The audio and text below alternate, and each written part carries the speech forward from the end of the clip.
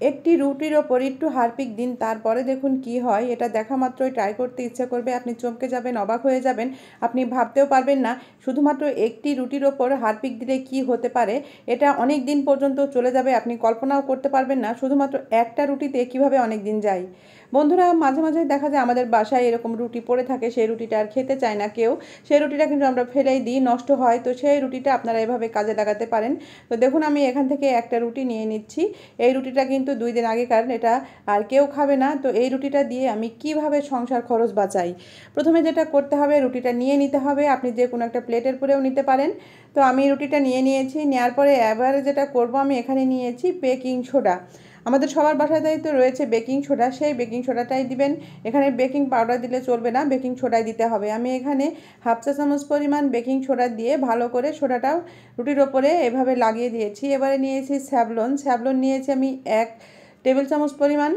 এবারে এরপরে দিয়ে দিব আমি হারপিক। হারপিক তো কমন জিনিস, সবার বাসাতেই রয়েছে। একটুখানি হারপিক এই রুটির ওপরে দিয়ে দিতে হবে।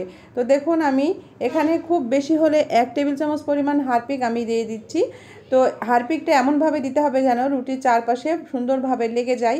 যদি সুন্দরভাবে আপনারা লাগিয়ে দিতে না পারেন, তাহলে এইভাবে একটি কাঠির সাহায্যে বা কোনো প্লাস্টিকের চামচের সাহায্যে সুন্দর করে হারপিকটা রুটির চারপাশে লাগিয়ে দিবেন। তো দেখুন আমি হারপিকটা এভাবে দিয়ে দিয়েছি, আর এখানে একটি প্লাস্টিকের চামচ দিয়ে সুন্দর করে রুটির গায়ে গায়ে লাগিয়ে দিচ্ছি, যেন কোনো অংশ ফাঁকা না থাকে।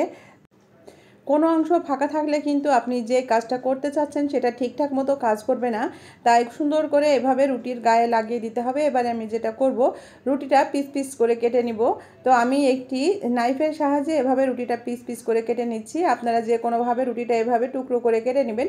তো আপনাদের যতটা সম্ভব ছোট ছোট টুকরো করে নেবেন, তাহলে এটা কিন্তু অনেক দিন পর্যন্ত যাবে।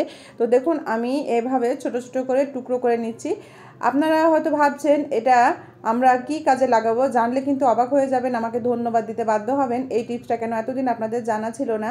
তো দেখুন আমি এভাবে ছোট ছোট করে কেটে নিয়েছি। বন্ধুরা, বর্তমানে কিন্তু গরম পড়ে গেছে, এখন কিন্তু ঘরের আনাচে কানাচে বিভিন্ন জায়গায় দেখা যাবে তেলাপোকা, ইঁদুর, টিকটিকি, পিঁপড়া, এই সকল ক্ষতিকারক জিনিসপত্রের উপদ্রব বেড়েই যাবে। তাই এটা আপনারা ঘরের আনাচে কানাচে বিভিন্ন জায়গায় ছড়িয়ে রেখে দিবেন। আর অবশ্যই কিন্তু এই কাজটি রাতে করবেন। বাসায় যদি ছোট্ট বাচ্চা থাকে, অবশ্যই সকাল হতে হতে এটা সরিয়ে ফেলবেন। দেখবেন ঘর থেকে ইঁদুর, টিকটিকি, তেলাপোকা, পিঁপড়া সব দৌড়ে পালাবে। এটা কিন্তু ওরা খাবে, খেয়ে কিন্তু পেট ফুলে মারা যাবে। ওরা কিছুতেই এটা সহ্য করতে পারবে না। এখানে রুটিটা খেতে আসবে, এসেই কিন্তু এই জিনিসগুলো ওদের পেটে গেলে ওরা কিন্তু পেট ফুলে মারা যাবে। এভাবেই কিন্তু খুব সহজে আপনারা ঘর থেকে তেলাপোকা, ইঁদুর, টিকটিকি তাড়িয়ে নিতে পারবেন। এটা এতটাই কার্যকরী, অবশ্যই ট্রাই করবেন। এখানে অনেকগুলো রুটির টুকরো হয়েছে, আপনি এভাবেই কিন্তু বিভিন্নভাবে বিভিন্ন জায়গায় ছড়িয়ে দিবেন। আর একটি রুটিতে অনেক দিন চালাতে পারবেন, দেখবেন একটি রুটিতে কিন্তু আপনাদের অনেক দিন চলে যাবে। তাহলে এই ফেলে দেওয়া রুটিটা দিয়ে কিন্তু আপনি অনায়াসে আপনার সংসার খরচ বাঁচিয়ে নিতে পারবেন। আজকের এই ভিডিওটি অবশ্যই ট্রাই করবেন। ভিডিওটি ভালো লাগলে লাইক শেয়ার দিয়ে দিবেন। আমার চ্যানেলে যারা আজকে নতুন, আমার চ্যানেলটি সাবস্ক্রাইব করে নেবেন। এবং ফেসবুক পেজ থেকে যারা ভিডিওটি দেখছেন, আমার ফেসবুক পেজটা লাইক ফলো দিয়ে দিবেন। সবাই আজকের মতো বিদায় নিয়ে নিচ্ছি। আল্লাহ হাফেজ, আসসালামু আলাইকুম।